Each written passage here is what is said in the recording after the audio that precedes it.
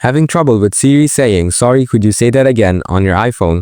This issue might be due to connection problems, Siri settings, or even microphone glitches. Don't worry. In this guide, I will show you simple steps to fix the error and get Siri working properly again. Let's dive in. Solution 1. Check your internet connection. Open a browser and go to fast.com to test your internet speed.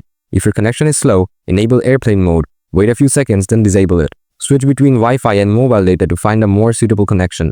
Once your connection improves, try using Siri again. Solution 2. Clean your microphone. Check your iPhone's microphone for dust or blockages. Use a soft cloth or compressed air to clean it gently. Test the microphone by making a call or recording a voice memo.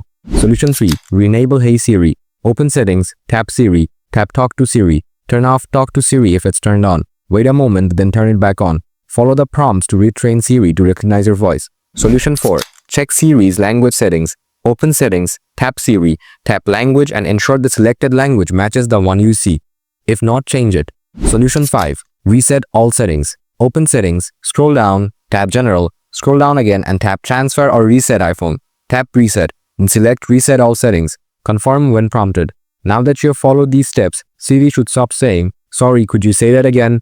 If this video helped you, hit that like button. Got any questions? Drop them in the comments and I'll reply as soon as I can. Thanks for watching.